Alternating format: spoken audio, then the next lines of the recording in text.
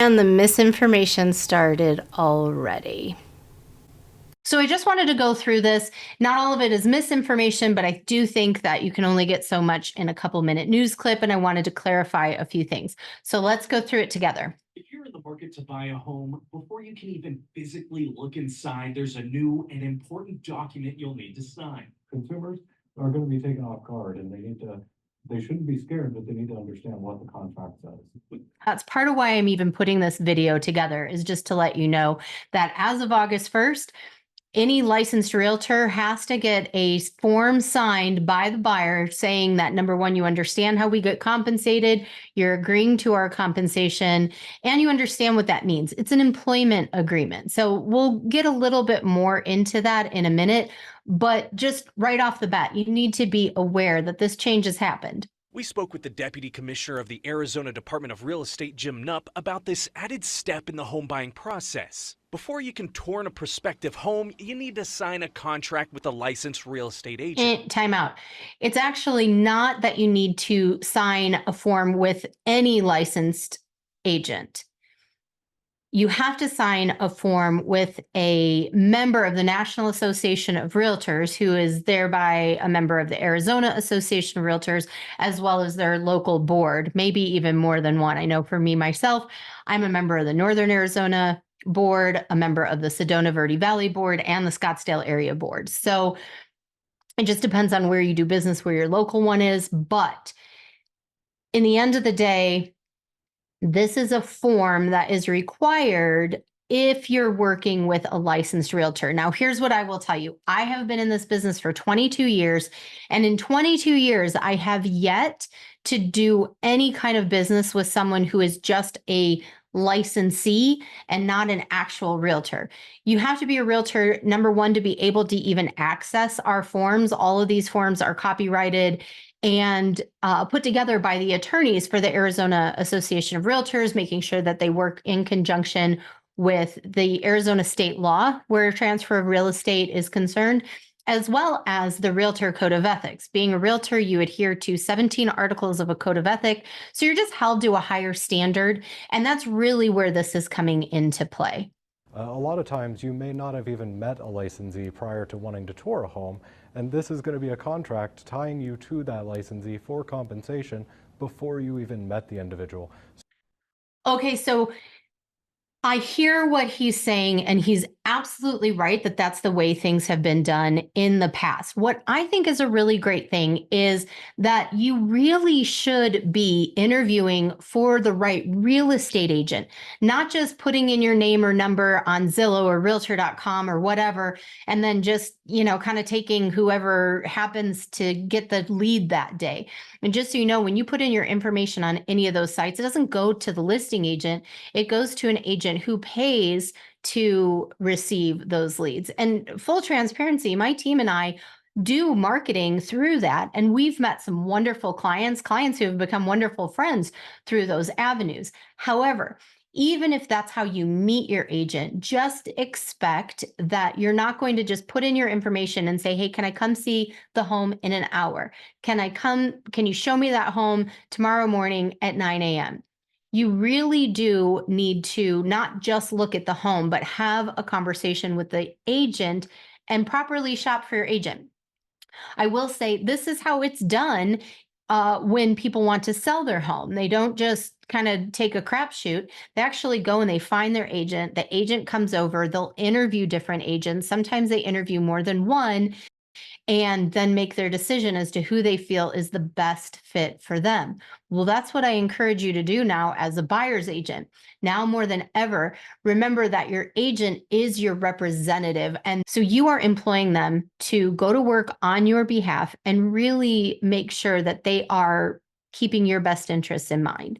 After all, it is not just about showing up at the house, unlocking the door, letting you walk through it and saying, so do you like it? Should we write an offer?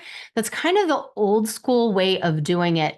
And it's just not, number one, it's just not that professional from the realtor perspective. And number two, it actually might get you stuck with an agent in that scenario where maybe that's not who you want to work with. Ultimately, what he's saying here is correct. But I'm letting you know that you really should be interviewing to make sure you have the right agent, not just to help you find the right home for your needs, but to help you identify certain pitfalls and know about certain areas, what may or may not be in the soil, or what may be customary for your utilities, things of that nature. That's only part of it. What I always tell my clients is 25% of my job is matching the right seller and the right buyer.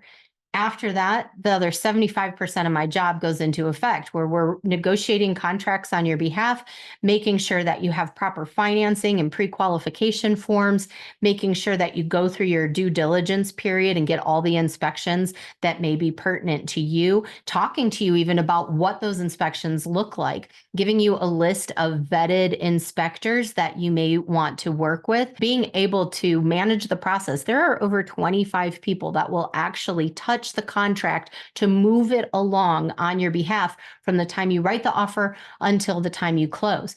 And as your representative, it is my job to make sure that all 25 or more of those people are doing their job, to make sure that everything's working, number one, with your best interest in mind. That is my fiduciary duty to my buyer client. And number two, to make sure that all the timelines are being met. So you're not left in the dark somewhere and maybe even putting your earnest money at risk and having the entire deal fall apart. So that's what a buyer's representative does for you. It's not that we just show up and open up a door. Okay, let's keep going. So you really need to understand what is in that contract. Nup says it's important to read this document carefully because you will be locked into this agent for as long as the document specifies. These contracts are binding. A consumer needs to absolutely know that these are private contracts that they're signing with private individuals, and they can be held to the terms of the contract. Absolutely correct. One thing I do want to state is that it is negotiable how long you're going to work with an agent. And there's two different types of forms that you can use to employ your buyer broker. So really, this is a conversation you're going to want to have with any agent who you're considering using to represent you. So it is negotiable how long you enter into this relationship for. And it is also one of those things where while there's not a unilateral way to cancel this contract, in my business in 22 years, I've never once held a client hostage to working with me. So while this is much more on the listing agreement has always been an employment agreement. And we have used buyer broker agreements in the past. This is not a new document, just the requirement of its use is what is new. And the verbiage of the way that it's written now to make sure that it's compliant with the NAR, settlement with the DOJ. We'll get to that in a minute. But just know that it is negotiable and you can cancel. If you and I start working together and we have a 1-year agreement and we're 3 weeks in and we're both like, no, we don't want to work with each other for whatever reason, we can cancel the document. There's a lot of ways to make sure that this is working in your best interest. Or you even sign this document. The Arizona Department of Real Estate says every little bit of it should be negotiable, down to how long you want to be tied into an agent, whether it's just for a few days or a few months, or if you just want that agent for that specific property. You can even negotiate how much compensation they get for that property. This is one of the main reasons this form even exists. It seems like in the past, buyers really didn't understand how a buyer broker got paid, what was their responsibility, what was the agent's responsibility to the buyer, all those kinds of things. So in this form, this is where you are going to be fully disclosed what the agent charges. Now, there is no standard fee, but certain agents will have a fee that they work for. So this is where you get to say, hey, what does that fee look like? This is really where you get to decide if you're comfortable working with the agent that you like and what you're paying. And I think this is a good thing because this really does allow the agent to determine their value based on what they're going to provide for you. And it lets you be able to shop for the right agent that you want to work with. How you choose that is completely up to you. But this is where you're able to find that out right from the beginning. If you wanted to see a certain home, the contract could be tailored to only viewing that home, and for the duration of the contract, it only exists for that home, and if you were to buy that home. If you're feeling pressured to sign something you don't want to, NUP says report it to them. The department exists to investigate complaints against licensees, and we're happy to do so. Our industry should be held to a high standard. And so if you feel like somebody's using shady business practices, the Arizona Department of Real Estate exists to protect the consumer. That being said, please understand that all licensed realtors are going to have to get a buyer agreement signed before you ever step foot into a home with them if they are representing your interests as a buyer. I would say this is why it is so important that you're shopping for your agent. Don't just wait until that perfect house comes on the market and then scramble to get the first agent who comes your way. Now more than ever, do your research. Make sure you're reading reviews about real estate agents and choose an agent that you feel comfortable and confident working with right up front. This way, if you've already chosen your agent and you already have your agreement in place, now when the right home comes on the market, boom, you're off to the races and you already have somebody who's got your best interest in mind and can show you that property. Now, this added document is in response to a recent lawsuit against the National Association of Realtors by the Department of Justice to make. Wrong. National Association of Realtors was not sued by the Department of Justice. The National Association of Realtors, along with several big name brokerages, were sued in a class action lawsuit from consumers directly. This is the offer of settlement that the National Association of Realtors put forward. Basically, the lawsuit said, listen, your fees are convoluted and we don't feel like we understand how you're getting paid. And it's not that people don't want a buyer's agent to get paid or a seller's agent to get paid. I mean, after all, we all do something for a living. We should all get paid appropriately for our services. That's not the point of this. The point of this is saying like, hey, these fees are kind of hidden. Are they coming from the seller? Are they actually paid by the buyer? So the lawsuit stated that there was not enough transparency in our industry. So this part of this and signing the buyer broker agreement before ever going to see a house, part of that is helping.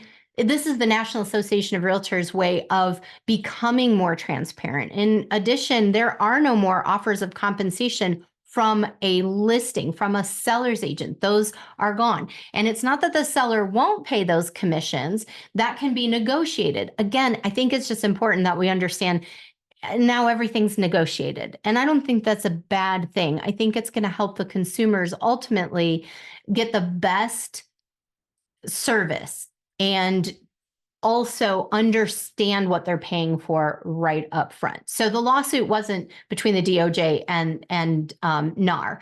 The DOJ is the one who has to sign off to say if this is an appropriate settlement or not. So that's where the Department of Justice comes in. Make the home buying process more transparent. So the good news for home buyers is that this form will outline exactly how much your agent will be making. Again, that starts tomorrow for Arizona, and it's expected to start across the country in the middle of August. I have so many questions about this. Okay, I do want to pause this before she starts talking. This is really, so we've already clarified a little bit of misinformation. I don't think it was nefarious misinformation. I think it's just the way the story was put together. And that's fine. That's okay. Now they're going to get into a little bit of banter. This is really where the misinformation comes in a little stronger. And so we're going to debunk that. So just know that what I have to say coming up based on what she says, my response to it, it's no shade on her.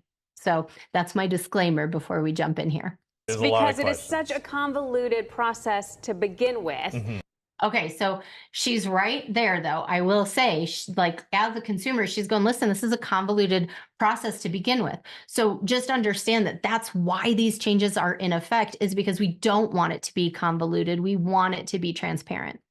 And so you're locked in with this agent. So you have to go through all this paperwork. Okay, I love going into open houses. Because you're nosy. Yes, you like I am. investigating You are the way other people live. They I know. also have very good snacks. We all like it. Yes. Okay, I just want to say, like, that to me was like a little cringy. And again, it's because this is what I do for a living. when I, as an agent, go and sit in open house, it is because I am trying to represent my seller. I am trying to get that house the most exposure possible and give buyers the easiest opportunity they can to come and view it. Now, I don't mind people who like to just kind of come in and, hey, I just like to look at houses. I don't mind that, because sometimes, even if they're not in the market, they might see the house and go, oh, this is really everything we've been thinking about. Or what's more likely is that they come in and go, oh my gosh, my cousin, my friend, my coworker is looking for a place in this neighborhood, and I think this would be perfect. I'm going to give her your information and have her set up an appointment to come and see the house. So I don't mind when people come in, just because they like to look at houses.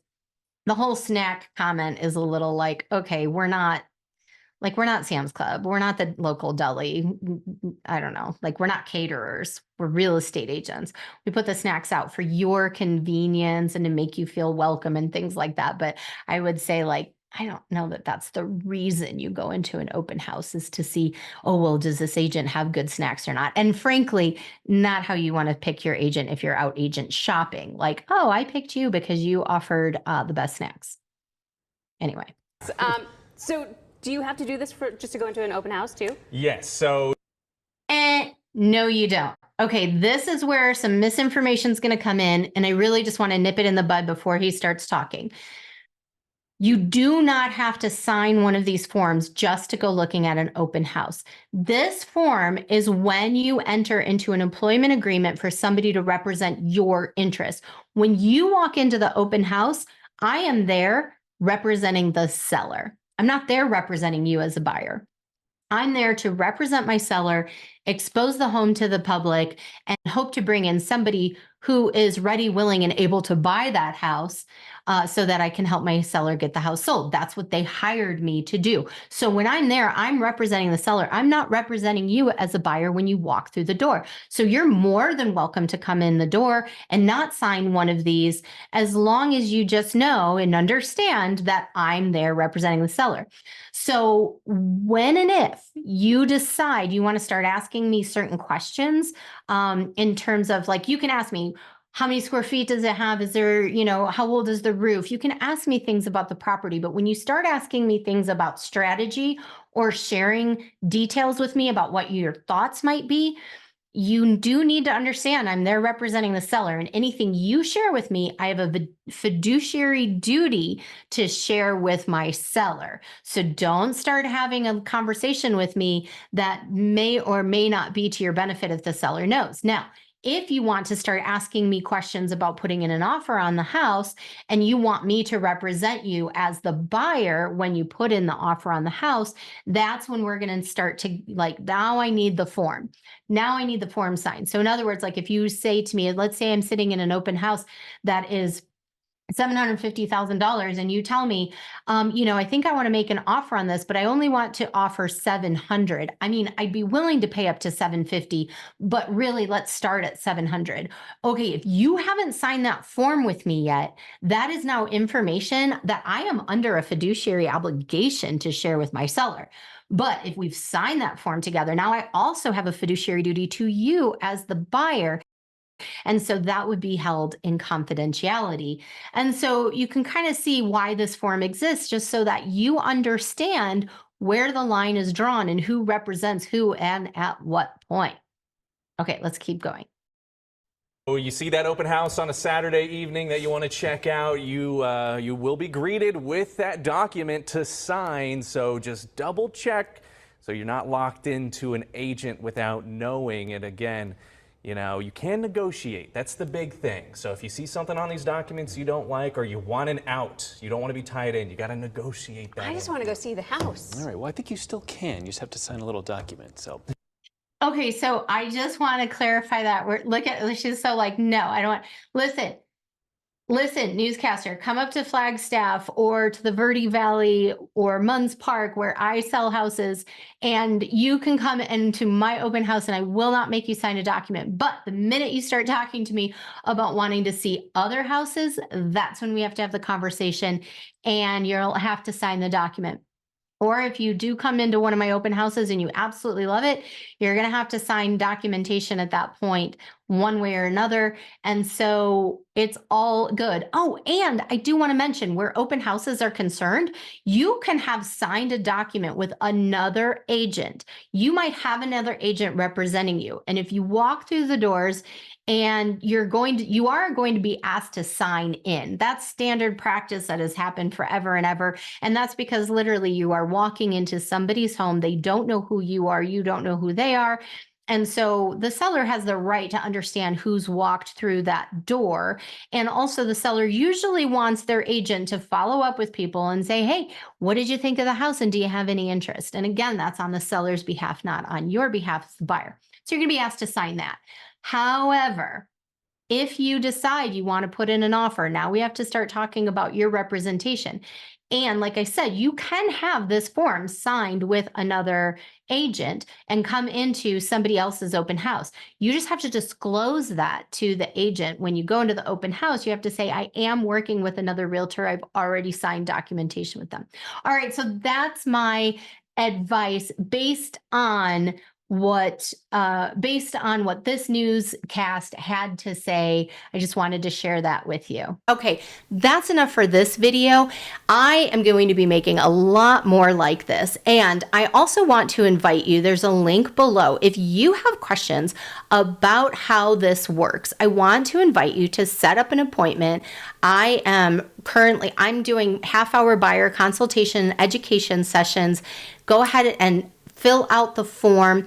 If you are in Northern Arizona, then this is something that my team and I can help you with. If you're in the greater Phoenix area, somebody from our team may be able to help you, or if it's an area that we don't currently cover from our team, I do have referral partners that I can refer you to in all of those areas. So really, I can answer questions anywhere in the state of Arizona. Feel free to book some time with me. If I'm not the right agent fit for you, I will refer you to another agent who I believe can help you. That's all I've got for now. My name is Jacki Tait. I'm the lead agent with Team 323 at Realty One Group Mountain Desert. All my contact details are below, and I welcome you to reach out to me if you have any questions. Until next time, bye for now.